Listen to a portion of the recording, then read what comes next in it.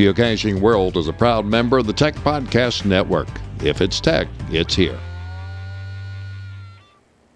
Hey folks, it's Cub Scout night, and we're going to be talking about Boy Scout geocaching merit badges tonight on Geocaching World.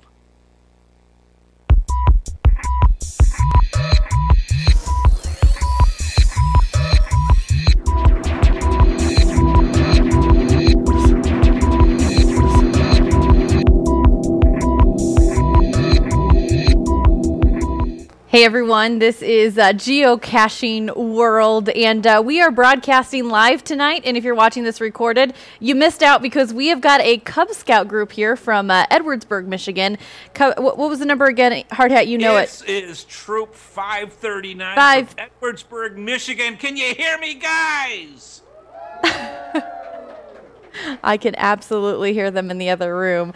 They are so much fun. They've been having a lot of fun here, learning about geocaching and all the great things that go along with it. And we've got some great prizes. But they are Cub Scouts, and they will be in Boy Scouts if they choose to be. And there's actually a merit badge that they can earn. And tonight's show, we're completely focusing on what those requirements are so that when they become of age and they can do that, they'll get that badge. But we've got 2 questions for them tonight, and they are going to be earning some prizes. So I'm going to have 2 of them come in here at in a little bit to answer those questions that we had. But a few of them will be filtering in and out, and we've got a little kitty cam set up, so it'll be a lot of fun. So let's go ahead and get... Oh, I've got some. They're sneaking in. Hey, guys. There's a little camera. Do you see it, guys? Can you go... There it is. There they are. They're... This is great. No... There they are. They're a lot of fun. Oh, they're getting right in there. All right, so I don't know what it is, but little guys, especially Cub Scouts, love to see if they could see you looking at them. I know this is funny. I think this might be a few of their first times being on TV, and I love seeing the reaction. So they're having lots of fun. I hope they all got some really pretty cool stickers as they came in. So I hope they enjoy those and don't put them on Mom's fridge or somewhere that they wouldn't want them to be. So the first thing we want to talk about when getting your merit badge, there's a few different bullet points here. You're going to have to explain to your counselor a few different things, right? Yeah, absolutely. Now, one of the things that you really have to remember is the geocaching merit badge in of itself is brand new. It's only been out since 2010, and so it's just started. I am so geeked about this, and the reason is, honestly, with all the things that you have to do when it comes to getting this merit badge as a Boy Scout, I honestly think this would be a great training session for anybody that wants to start doing geocaching, because there's some instrumental things that you need to know, including things like how to use a compass. So this is really excellent stuff. We're going to have all this information on the show notes, but if you really want to learn about this, check it out, because this is really good stuff. To answer your question, Courtney, yes, absolutely. What happens is a Boy Scout, when they want to get interested in this particular merit badge, there's a whole process that they have to do where they have to fill out a form, and then they're given something like this. And what this is the Geocaching Merit Badge Workbook. Ooh. And what they do is they actually go out, and this is the official one, not note the notes, but this is actually what it is. This goes step by step, all the things that you need to do to actually earn the merit badge. And this is not something you're going to do in one night. There are some really cool things in here. But the idea first is you need to let your Scoutmaster know that you're interested in doing that. And then they're going to have you go through this and have you explain things. So there's lots of research involved with this. Great. So you have to know what you're doing before you go out there, because absolutely, these kids can watch episodes. But when I went out for my first time, I went out late at night in the dark, and I got lost. And it was scary because it was in a place I never had been before. So there's lots of things so you don't end up like I did and many other people and get lost or hurt or any of those things. So this first bullet point, we're talking about hazards that they may encounter and how you can prevent those. And we're talking about first aid and also how to properly plan an activity that uses a GPS. Because a GPS might seem easy, but sometimes it's not so easy. Yeah, in other words, you need to know the tools that you're going to use before you go out there. Now, all these guys, as they learn, and right now, Cub Scouts, when they learn, they have pins and what they call loops, which shows the different type of activities that they're excelling and learning in, and eventually it's kind of like a merit badge, but it's for the Cub Scouts themselves. And what they need to do is to learn some of these things like basic first aid and all the different things that deal with going outside, those type of things. When you get into the Boy Scouts themselves, they get much more in depth with it.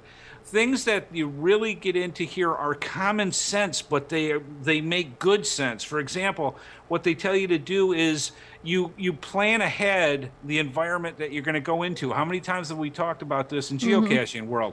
Know the hazards that you may encounter with something like this. It could be something, and anticipate that it could happen, and what do you need to do that? In other words, if you know certain things are going to happen, how can you prevent them from happening? Poke it with the sticks. Poke it with the stick is a good thing. We've got someone covering the camera. I'll tell you. You have poke it with the stick is preventive medicine preventive measures from not getting bit, that kind of thing. But the idea is to think before you actually go through all this stuff. This is good tips for anybody, not just the Scouts. Right. Good tips for anyone. So even if you think you may not be geocaching anytime soon, I would beg to differ because, you know what, I've been out on different trips with my friends and someone has always brought it up. So hopefully that they've planned the trip a little bit better than asking us to join them and go out with them. So lots of things to be on the lookout for, especially when you're wanting to earn this merit badge, things to be prepared for. So Hard Hat, we've got our question number 1 for the Cub Scouts, and we've got a camo hat and a patch for one lucky Cub Scout. Of course, you say RVN TV on them. Well, of course. Of course. And this you can wear in the woods, and you could also make yourself a geocache. Excellent. No.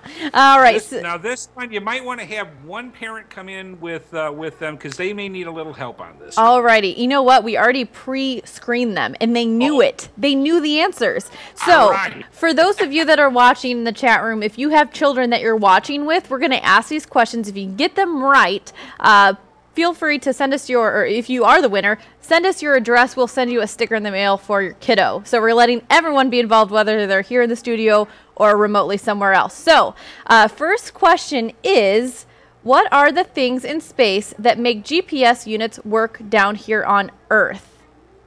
And we have a winner. If he wants to come up here, I've got a little stool for him, and I want him to tell us his name and all kinds of good stuff. How are you? Good. You want to come up here? I've got a stool for you. Make sure he stands on the trap door. On the trap door. He wants you to stand near. All right. So the question was, what are the things in space that make GPS units work down here on Earth? And I must say, he got it right really quickly. You knew this. What's your name? Bentley. Bentley. All right. So Bentley, what's the answer? Satellite. Excellent. So smart. So smart. So here's a patch for you. There you go. And a camo hat. You got down. Thank you for joining us. Very good. Yeah, everyone's clapping. Good job. So actually, yes, very, very good. Very smart. Way smarter than me. I don't know if I would have gotten that. All right. So next, we're going to discuss the following with your counselor. Other things you're going to need to know. What or why you should never bury a cache. Why is that important? Well, the main thing with something like that, and the kids will learn when they start going geocaching, that when we talk about burying, we're literally talking about digging a hole, and digging's kind of the key word that you want to keep in mind with this. If you dig a hole, put a geocache in the hole and cover it up with dirt, that's burying. That's not what we want you to do. Now, that doesn't mean that you can take a geocache, and we talked before the show about what a geocache was. You can take a geocache and put it on the ground and cover okay, but you never want to bury a geocache. That's just not part of the rules, and I think that would make it awful hard to try to find a geocache that way. It would be a little difficult, so no hiding, and I've got a few people in here that are giving why they should and why they shouldn't hide, so pretty interesting feedback here from the Cub Scouts. Proper etiquette as well, that goes into not burying, and the principles of leaving no trace, which is also something they'll learn. Yeah, now, Leaving No Trace, there's an actual group out there that you can go to leavingnotrace.com. these guys are absolutely phenomenal when it comes to geocaching awareness. What they do is they tell you on how to protect the environment, which is what geocachers want to do anyways, when you go geocaching. In other words, you don't want to break branches and bushes and stuff when you go geocaching. You want to keep it just the way nature intended. I love that stuff. You know what they told Courtney about kids and animals. But yeah, this is very good, and they teach you how to treat the planet right when you go geocaching, and that means don't leave a mark. Obviously, you don't want to litter, you want to pick up litter, but you also don't want to leave trails when you go geocaching. Yes, and one thing that we've always talked about, and I really like this analogy, is, okay, so let's say, guys, you're playing a board game. Geocaching, what our board is in that board game is the earth. Wherever you're playing, that's your board game. You want to keep it clean. So be sure to pick up, even if you're not playing pick up, because it'll make it much cleaner for everyone else. All right. Cub Scouts are great for that. They are great for that. Right, guys? You guys all pick up trash? Yeah, I'm looking them right in the eyes. Yeah. All right. So we've got another question. And question number 2, again, if you email geocache@rvnn.tv, put in the subject line Q2, and your kiddo answers that, we will send them a sticker.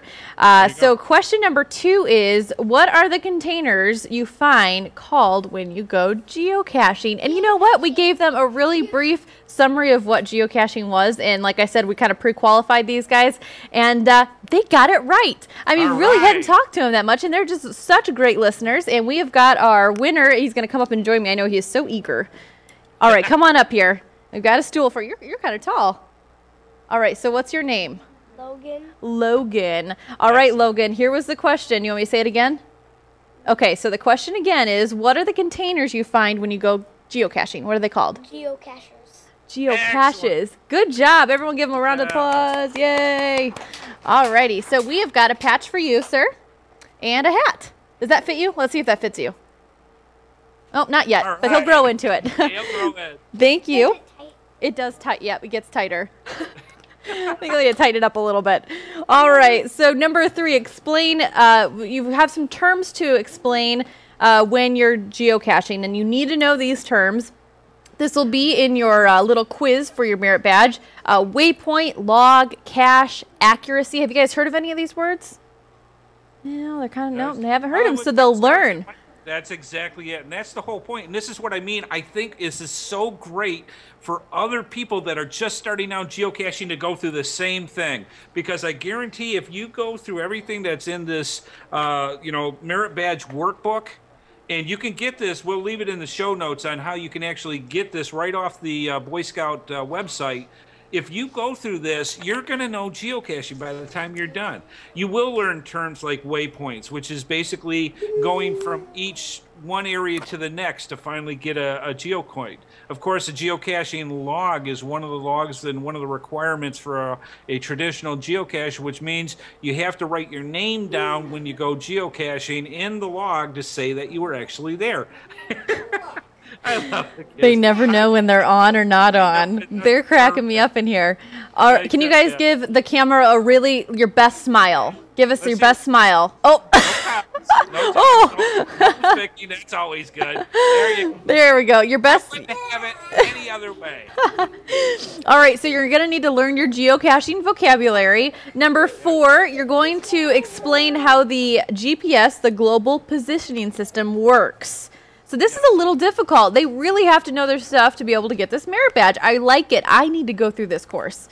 Yeah, now one of the things that they use in this is what's known as the Scouting Teaching Edge process.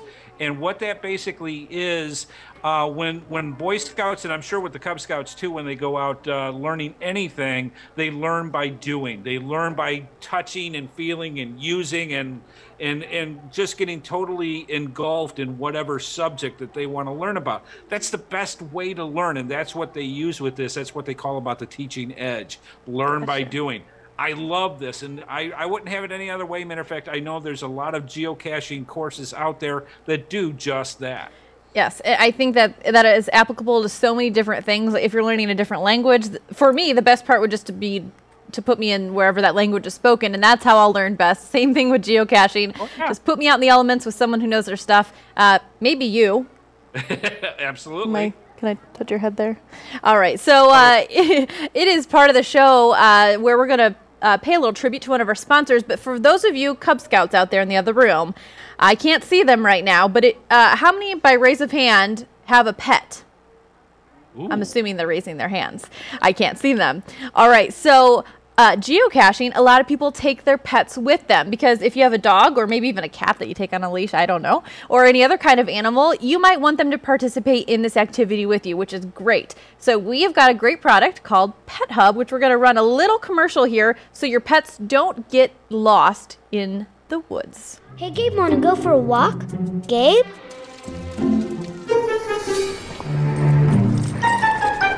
Gabe? Gabe?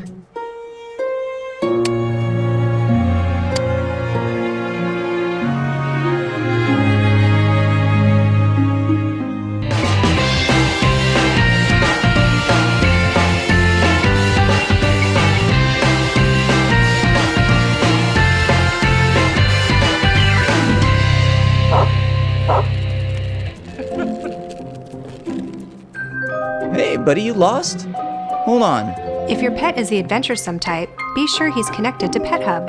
A quick scan using any smartphone shares your pet's vital information, so that even his wildest escapades have a happy ending. Pet Hub, reuniting pets with their families. Come on, Gabe, let's go home.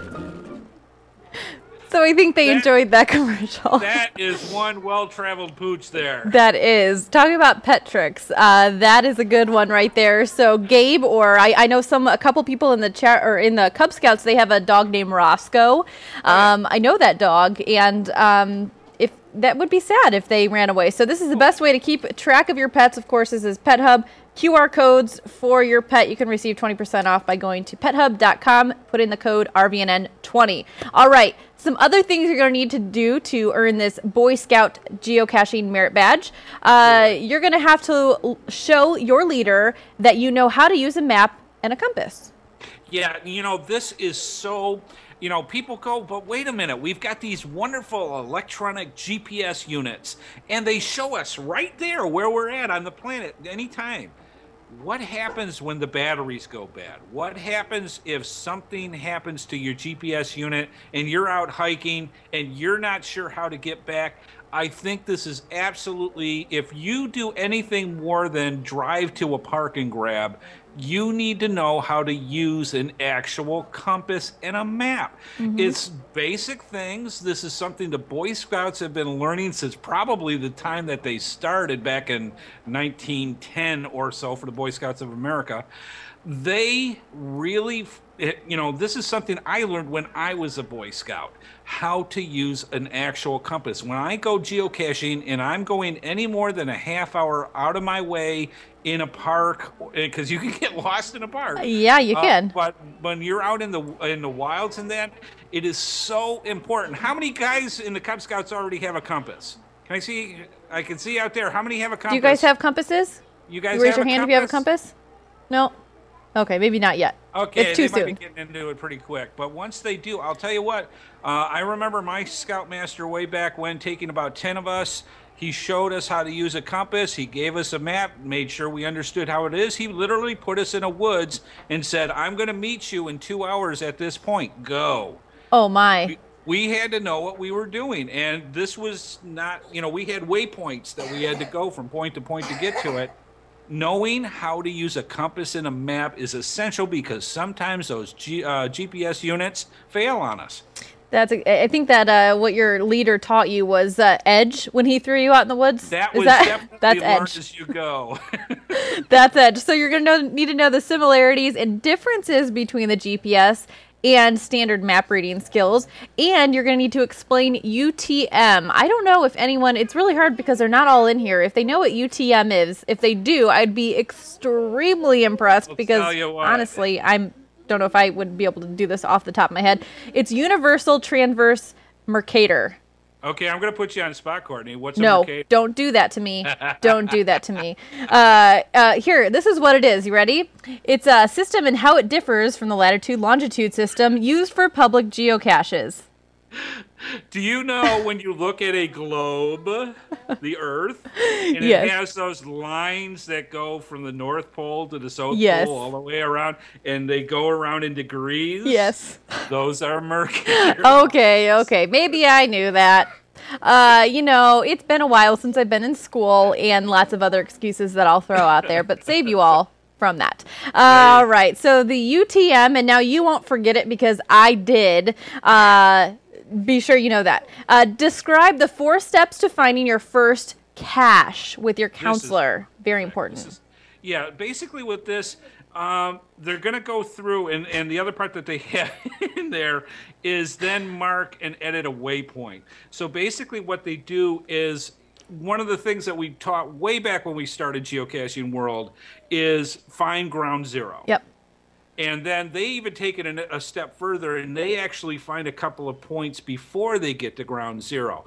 And then once you do find ground zero, how do you find the geocache? Now, we've gone over this many times with Geocaching World. One of my favorite techniques is to be able to take that GPS unit, put it in your pocket, and start doing a slowly outward spiral from ground zero. Right. And eventually you're going to find that geocache. But that's just one technique. They want other ways, and they want you to know this to earn that badge.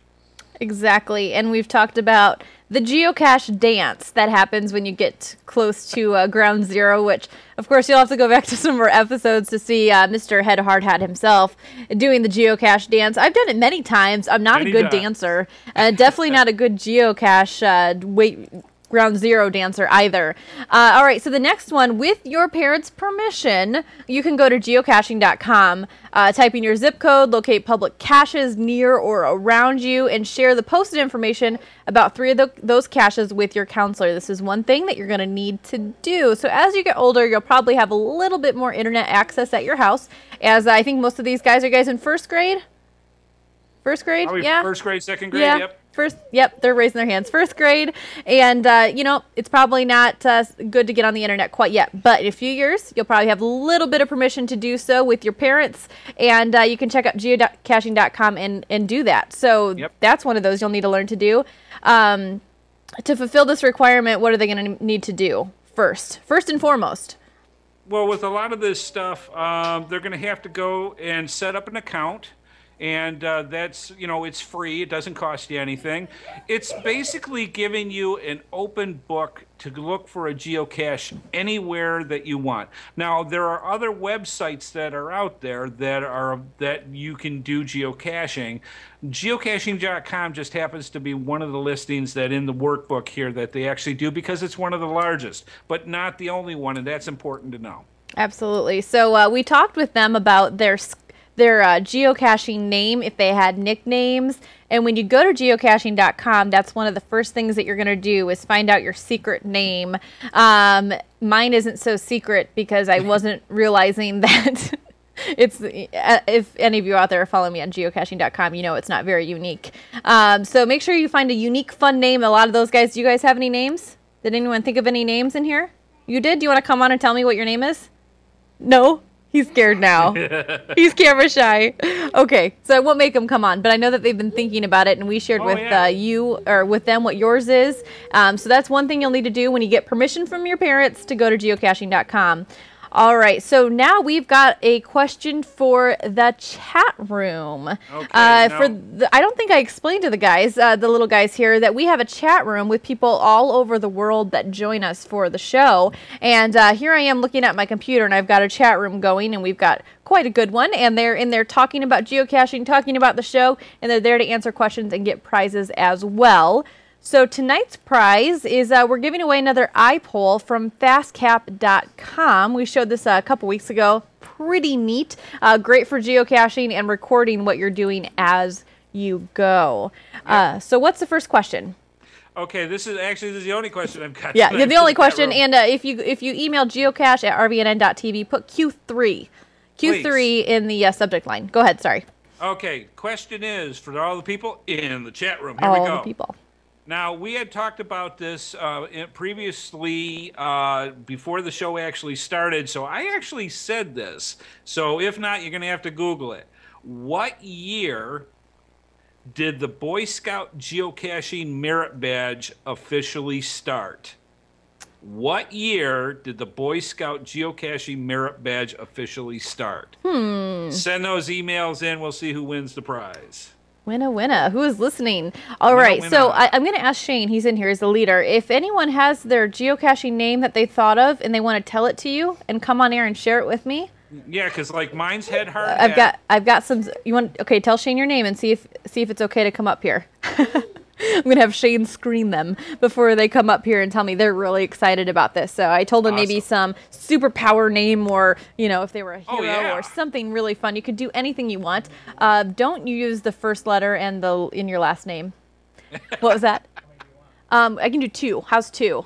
2 people? These guys want to come up? We can do 3. 3's okay. Come on up, guys.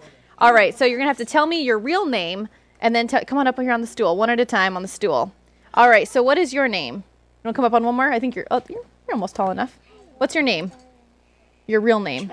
Travis. What's your geocaching name going to be? Willie. Willie?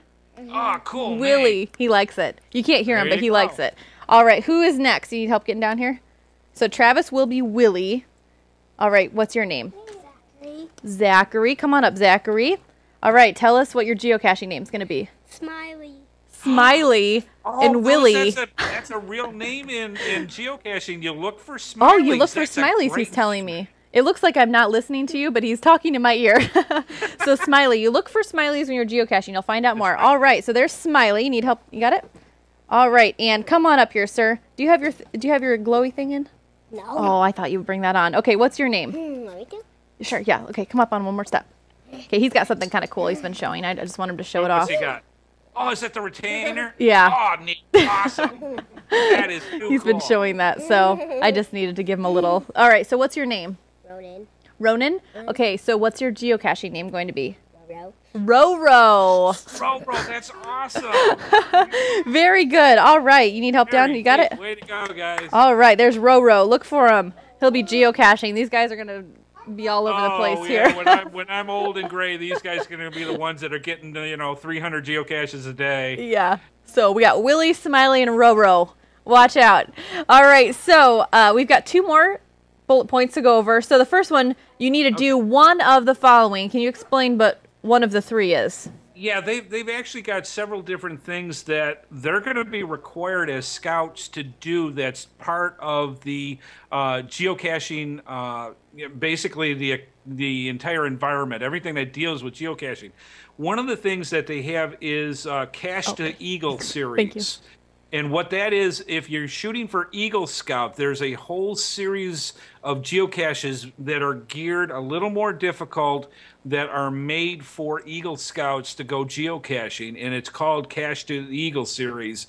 There's they have to visit at least 3 of the 12 locations in the series. Now, I'm not quite sure I'm assuming that's in the country, so there's going to be some travel involved with something like this, but I think that's a really cool way. And again, it gets people that are interested in traveling to show that geocaching happens all around the country, all around the world. Absolutely. One of the other ones, I think this is so cool, is that they make a scout-related travel bug. Ooh. Now, that is so neat. You can have a whole history about what you want to tell about your scout-based travel bug and put it out into the wild and have other people realize that scouting is taking geocaching very serious and that they're involved in the geocaching community just like everybody else. Awesome stuff. Very cool. The third of 4 things is to actually go out and follow all the procedures that's involved with actually hiding your own geocache. So that, I think, is amazing, too. Why? Because it gets kids much more involved when it comes to geocaching, and it also makes it so that they add to the geocaching community as well by putting out geocaches. And if it's anything like me, you're going to go out and want to put more. So this just sets that seed for that. I think it's really, really cool. The last thing that they do, which I think is absolutely awesome, because I know somebody, I don't believe he was actually a scout, but he goes by the name of Black Weasel. And he was only about maybe 13 or 14 years old old, and he started his first CETO event. Oh, to go wow. out, and we cleaned up around a cemetery. It was so much fun. They did an excellent job with it. It was just him and his mother starting a CETO event and getting people involved in the environment and picking up trash. I thought it was so awesome. Very so cool. those are the 4 different things that you do going for this part of the merit badge. Very cool. These guys are cracking me up. I love it. I love it. Those are really neat things. It would be hard to choose between one of them. Yeah. And the CETO at 13 or 14, that's fantastic. Really fantastic. Hey, real quick before we move on to the last bullet point, do we have a winner yet? Let me see. I'm looking right now, and we have, yes, we do. We have a winner chicken a dinner. bunch of people in, and our They like that one. I did it because I knew they'd like chicken it. dinner too. I think that's cool. And I'm ready for chicken dinner. I am too. Gary Heinz, friend of the show, got it, and the answer is 2010 is when the geocaching merit badge officially became official, and I just think it's the greatest thing, and the Boy Scouts being involved with this, and It's awesome. they are actually talking about possibly getting a loop for the Cub Scouts too. Whether that happens, I hope it happens soon. Did you guys hear that? There might be a Cub Scout merit badge coming soon. Yeah, Cub Scout For loop. geocaching. I should maybe tell them what merit badge. So there they are. They're excited about the geocaching, I think, or they're excited about the camera. I don't know. I can't tell.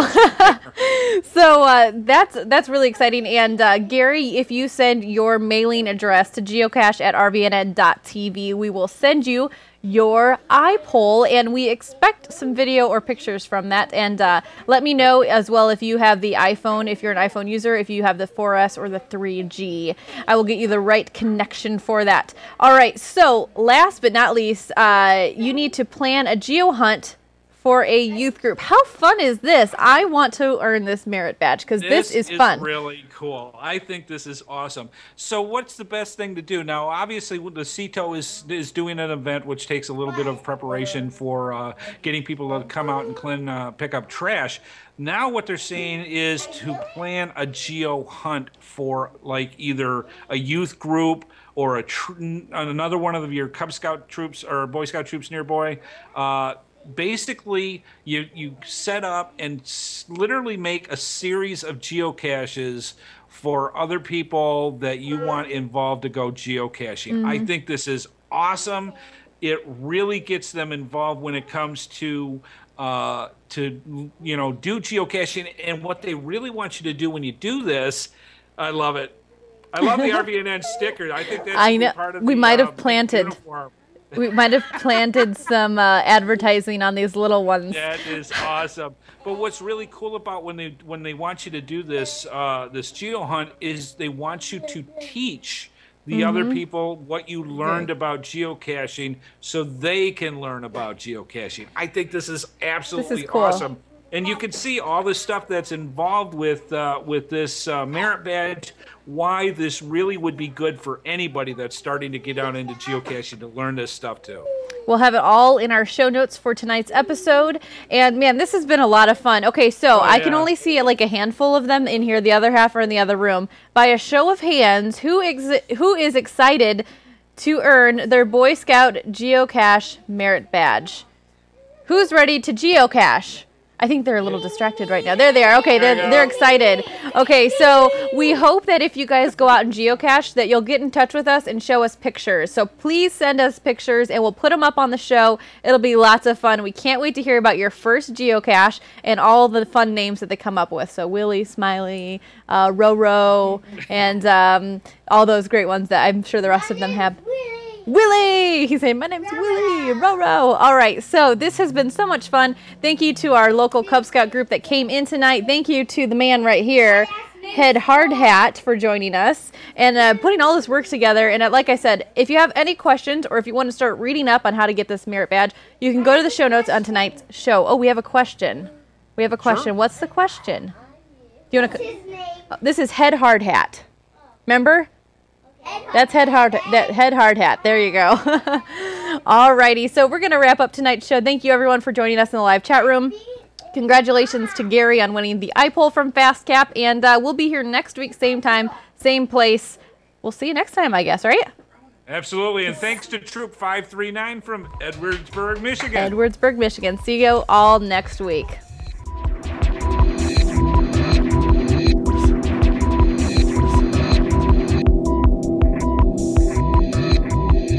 Darren, can you hear me?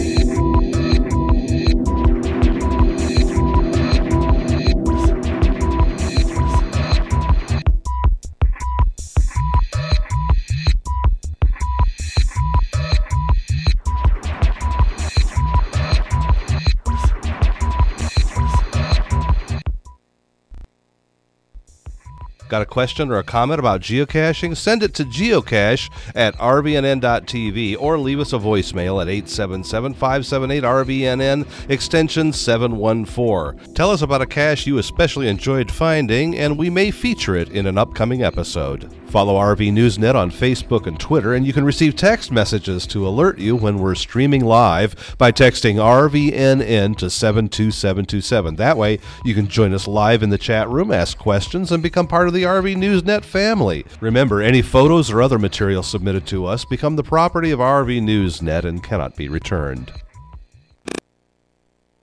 Today's show is brought to you by Angie's List, where you'll find thousands of unbiased reports and reviews about service companies in your area. Whether you're looking for a roofer, plumber, house cleaner, dentist, or even a doctor, Angie's List members share their experiences with each other so that you can choose the service company that's right for your job. Companies can't pay to be on Angie's List, and the reviews come from people just like you who have had experience with the companies mentioned. To find out more, go to rvnn.tv and click on the Angie's List ad.